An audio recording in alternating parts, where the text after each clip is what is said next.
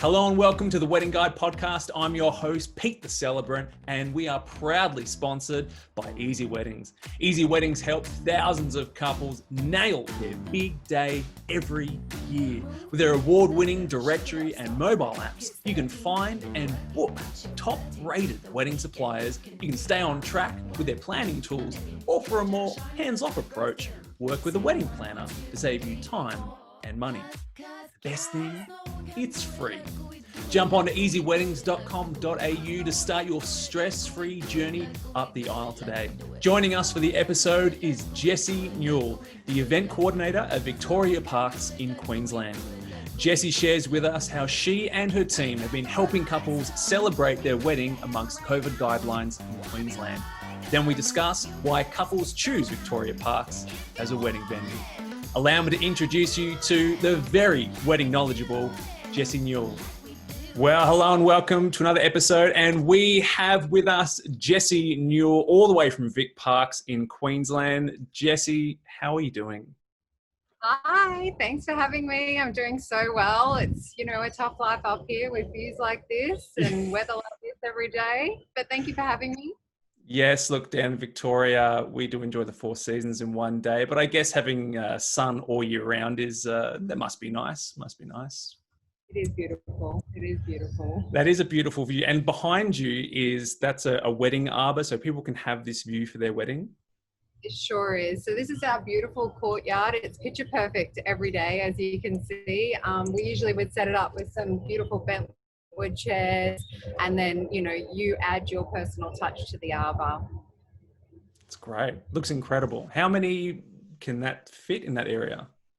So we usually do seating for 50, and then we have up to 120 people out here for wedding ceremonies themselves.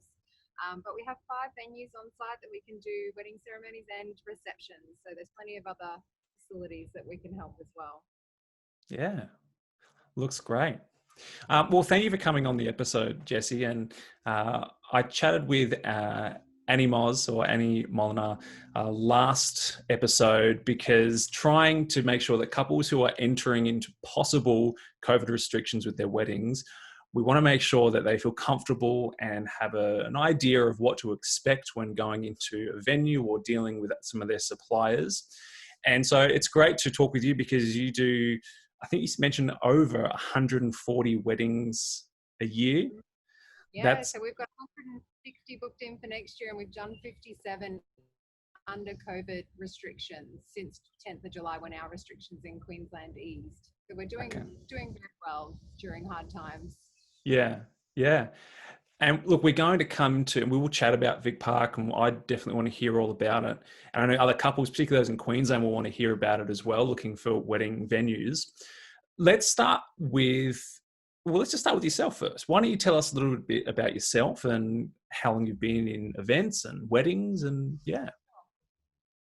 I've been doing events since I think I could talk, but I've officially been doing events and managing events for 20 years. And I've gone through every facet of the events industry, from bartending to dishy, to working on the floor, to closing shifts, to being a pokey manager, to weddings, and then obviously sales and events. So I've been at Victoria Park for just under 4 years now, and as I said, we do about 160 weddings a year, and we do about 1,200 corporate events a year. So we are busy and we love what we do, and we do it well. So I'm looking forward to sharing some of our tips. Yeah, wow, 1,400 events that you manage a year. That's incredible. And it's great to look. You can obviously talk to everyone who works there, because you've pretty much done that role at some point, at time or another. Yeah, I think having really strong relationships with your suppliers, and having a really good team of people around you helps, especially during these really, really difficult times. Yeah. Were you doing weddings at other event spaces and venues before? Yeah. It wasn't our primary business. It's not our primary business here either, but it is certainly a very profitable side of our business and a business part that we really enjoy doing. So yeah, before Victoria Park, I was at the RNA, the Brisbane Showgrounds, the home of the Ekka. So I was there for nearly 8 years, and I've been at a few other venues as well. Fantastic. Well, tell us a little bit about what wedding ceremonies have been like with the restrictions. Yeah, so I guess for you guys down in Victoria, you're just coming into where we were at in July. So it was really temperamental times. I guess what we did was we communicated regularly with our couples, and I would really encourage that. Even if you don't know all the answers, tell them the answers that you do know. Even repeat what your premier is saying out to them and let them know what you can do for them. We've just tried to make our brides and grooms, or our grooms and grooms, as stress-free as possible for them. So just laying it all out. We've done the COVID safe plan. We're going to get your COVID registry. For ceremonies, to answer your question, we would space one chair, a spot where a chair would be, and then another chair. So there's, a good half a metre between chairs, and we're just putting out half the chairs. And then we would ask our celebrants to really encourage that COVID safe practices, not embracing one another, elbow taps, heel taps, and just being respectful, especially of the elderly, and pre-registering. So for weddings, most of the time, who's coming to your wedding. So we had our COVID registry done, and then we had a manual one on the day that people could fill out if they were a last minute yes or a replacement guest. So, and we also had QR codes, which really helps with queuing. There's nothing worse than running late to get to a wedding and then having to queue for a COVID registry and making the bridal party late. So there's a few things that we've implemented there. Yeah. With those ceremonies and some of those working within the guidelines and restrictions, was there anything that the couple needed to prepare beforehand? Oh, not really. Obviously, just the guest list. Everything else was on us as a venue. We would touch base with any suppliers that they had contracted, such as celebrants, florists, DJs, and make sure that they had a COVID safe plan and that they were compliant with our rules. And then we all worked in together to make sure their day was, as fabulous as it could be. So it was more just giving them the guidelines of what they can and can't do. And we tried to focus on what they can do because there were so many can'ts, and just keeping the conversation as positive as possible. Yeah. And what about wedding receptions? Because I imagine that, that goes for a lot longer. Tell us about how did you work within those restrictions, and maybe even some ideas of things that you implemented or you saw other suppliers bring some life. Yeah, sure. I think the hardest part of the restrictions for us was when you weren't allowed to stand and drink or stand and eat. That was really difficult for families to comprehend. And so we had some great suppliers come up with some workarounds where, you sit down and then they did interactive things for your tables. And then instead of dancing, they had Zoolander walk-offs. So one or two people would get up and have a dance off, and some more wedding trivia in the audience. From our side of things, we didn't not give the bride and groom anything that they had booked. We just upped our level of service. So as a venue, we took a hit at the bottom line, I guess. So we upped our waiters. We ensured that we had tongs to serve canapes, so they still could have their canapes, and we'd just serve it to them seated. So there was a lot of back-end operational changes that we needed to do to ensure that our couples had their best day ever. And they did cost us, but we're so happy that we still did it. The feedback's just been so rewarding. These people are still saying it was the best day of their life, and they didn't even miss dancing. So it was really good. Yeah, I can imagine that not being able just to get up and have a drink and walk around and hug someone like that, those restrictions just feels inbuilt to have that connection with someone. So it's nice to hear that there are some things that, I like how, as a venue, you've chosen to take a bit of financial hit, but in Yeah. doing so, you've made sure the couples days really are the priority, and their experience of that is a great one. Yeah, absolutely. Uh, well, tell us about Vic Park. So I know that you've got multiple places in order for ceremonies to happen and getting married, and different spots for receptions. Tell Yeah. us about it. Oh, look, Victoria Park is a very, very iconic venue in Brisbane. We have 5 unique spaces for weddings and receptions, and we can cater for a wedding from 40 up to 400. So it's a really versatile space. One of the things that I meant to touch on before was about the communication with the couples. One of the things that I did in preparation for our conversation today was to look at how many times I communicated with couples during COVID, and it was twice a month. I sent them a communication personally, telling them what was happening currently, even if it wasn't much. This is what's currently happening. We're still here. We're here for you. We're answering phone calls. We're not at our desks. We're not allowed to be at our desks, but we are still here. And that confidence really stopped people cancelling. Some people still postponed, but we're able to retain a lot of business. And I would encourage people to really, listen to their suppliers and listen to their venues. And if they say they can do it, trust them and still have your day. Yeah. I think that's really important. And I can't say that I communicated with as much with my couples, but there was multiple emails that went out, and I made sure to put a little video in there, just try and have that little bit of just like, I'm still here, I'm still alive. But yeah, that communication is crucial. And we did a booking guarantee to encourage people to book. So if COVID was still a problem in September 2021, you can postpone it, no penalty. Those sorts of little clauses in contracts mean the world to people when they're putting a lot of their hard-earned money, in your faith. So it certainly helped us.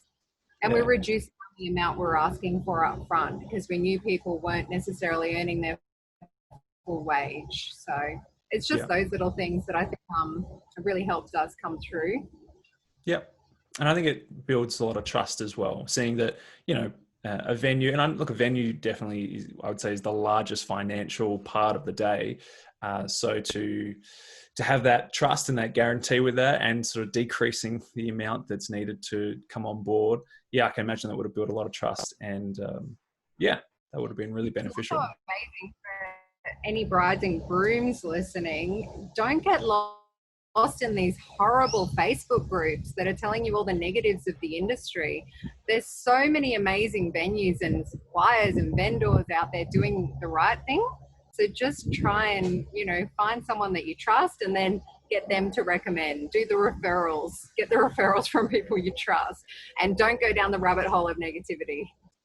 No, definitely not. That doesn't help. If you surround yourself with people who are just looking at the negative, that's all you're going to be thinking about. Now, I imagine you would have your own recommended supplier list as well as a venue. Absolutely. Yeah. Yep. Our suppliers have been incredible.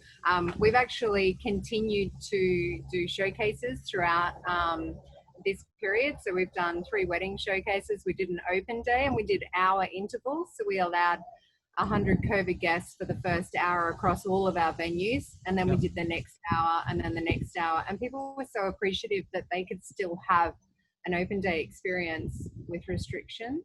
And we did menu tastings as well. Once again, clients really appreciative, customers really appreciative, suppliers really appreciative because they were locking in customers as well. So I think can somehow still fake it during these hard times. It certainly reaps the rewards. Yeah, definitely. So tell us, how long has Vic Park been running? Oh gosh, I think 20 years, and we're just coming up to some really big changes here. The Lord Mayor's about to announce, we just had our election, so we're just waiting on where money's sitting and how much money's left in the kitty after that little thing called COVID-19.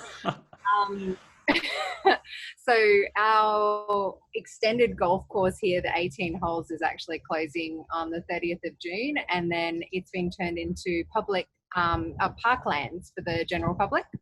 And then we're hopefully going to be expanding some of our facilities. So hopefully building a few new wedding venues, a few new beautiful arbors, and purpose-built facilities for the Brisbane general public to come and use.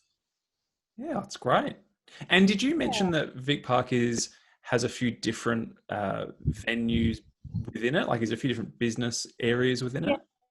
So the area I'm in is the function and events team, and then we have our bistro, which is extremely popular, especially for families on the weekend. We do jumping castles, free jumping castles, kids playground, and then we have our golf and our golfing facilities, the driving bays and the putt has been insane during COVID. People have got that recreational sport down packed. Yeah. So launched our Christmas putt, and we've got 13,000 people booked to come through the doors over the next 4 weeks for our putt, my area, which I was just talking about. So we're extremely busy here, but we love what we do and we're very versatile. So you'll see somebody walking around in golf gear and someone in a black tie gown. So sure. Yeah. There's a lot going on at Vic Park. There's a lot going on. So I imagine there's multiple events being held almost daily. Yeah. We would do on an average day about 5 events. Yeah. Wow. Yeah. Right. And you have a team of 9, you mentioned? Yes, there's 9 in my team. We have 4 planners and 3 in sales, and then an event assistant as well. So yeah, they're very busy. Yeah, definitely. Yeah. Is there anything else about Vic Park you'd like to share? Oh, look, it's just one of those beautiful venues. You feel like home when you come here. We've got 2 full-time gardeners and the gardens are impeccable. You walk through, we've got herb gardens, we've got sustainable gardens. Our chefs pick, the vegetables and the herbs from the gardens, put it in our produce. We try to only use locally sourced Queensland products for all of our meals. So, we're trying to, ease the footprint that we're leaving as much as possible. And it's a really lovely place to be daily and to work. So we love it here. Why do you believe couples choose Vic Park? Like, what is it about Vic Park? Sure. So I think we're very transparent, and the way that I sell it is we're a one-stop shop, but the figure that we put in our proposal, you can come and have your wedding for that figure. You don't need to add $5 for a centerpiece, and $5 for a cushion, and $5 for this. There's no additional fees. Our fee includes everything. And it's really comforting to couples, especially those on a budget, to know that that's there. Our food quality is also exceptional, and that's why I host so many menu tastings a year, because I think if you come and eat the food, then it's a very simple decision, and it's picture perfect. We've got the beautiful city views behind you, free parking, and we're a stone throw from the city, so it's easy for people to get to. Yeah I imagine that's a huge win, particularly for couples who've got family coming interstate. Sometimes traveling to a venue can get a bit tricky. So if I imagine it's easy as a bus ride, or even it's taxi or an Uber. Yeah, absolutely. Lots of cars have sleepovers here. I bet they do. They realise that they're having too much fun, and then the next day we go, that wedding was a hit. Well, look, the truth is, if they have a nice little sleepover in the car, if they've thought ahead, they'll have their golf sticks ready, and they'll be at clubs. They'll be ready to have a game. No people, just the cars. Well, with so much experience. Sorry, it sort of broke up a bit. I didn't mean to cut you off. Sorry, say that again. I missed you. You go. I was just going to say, with so much experience in doing events and doing weddings, what do you wish couples knew? What do I wish couples knew? I think that they need to trust us more. I feel as though I hear my planners on the phone answering the same question to the same couple every week. There just needs to be a little bit of trust there, and know that we're professionals at what we do, and we do it so often that they should have a little more faith in the system and the product that they've purchased. So I mean, I think we would all like that. And they, people calling. I think if there's an announcement in the government, we're hearing about it the minute you've heard about it. We don't have a magic hotline. And so if you're going to call me 1 minute after an announcement's made and ask me what our plans are, I'm going to say to you, I might need an hour or so to work out how we're going to implement these changes. So Sure. I wish they would just consider those things as well. But I understand they're excited and it's their big day. And so we're very mindful of it as well. Yeah. I think in the wedding industry, it's probably something we'll always see in different couples.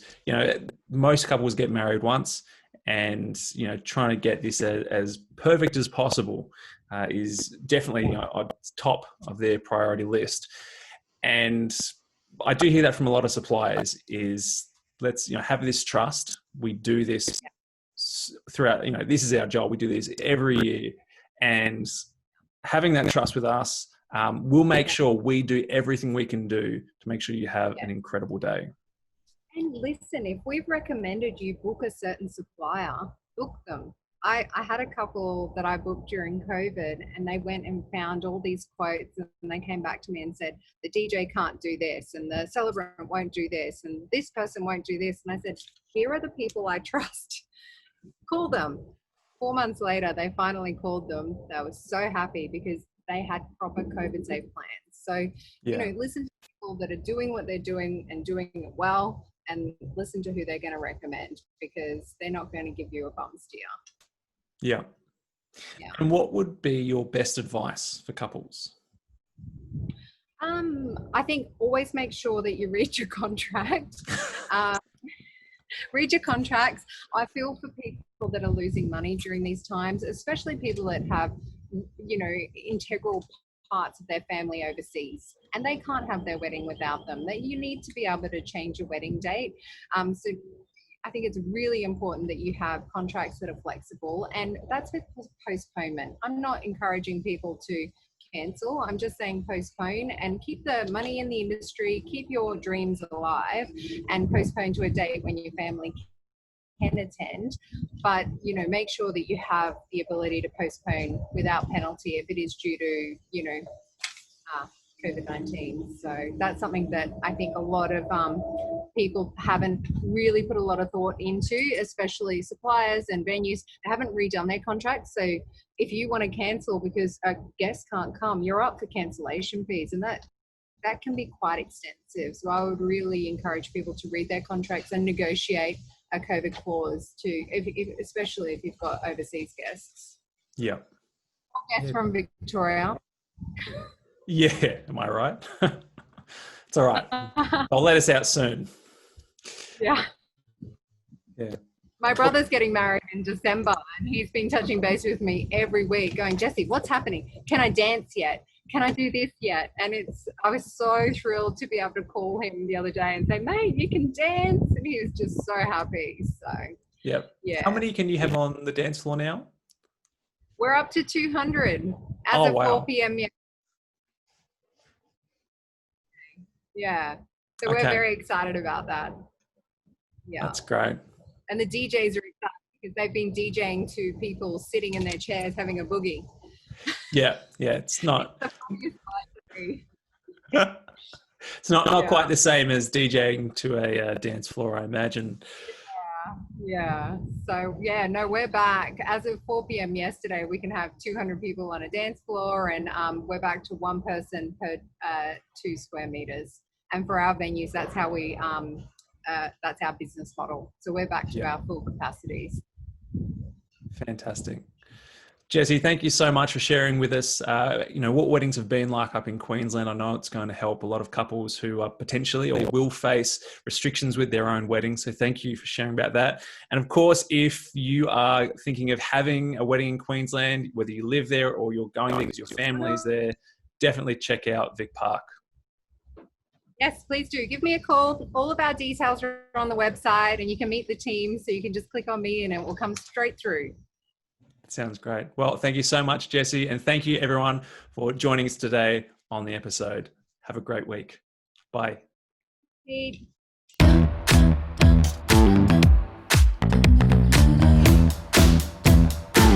Cause Cause no one can do it like we do it, like we do it, like we do it. Cause no one can do it like we do it, like we do it, like we do it.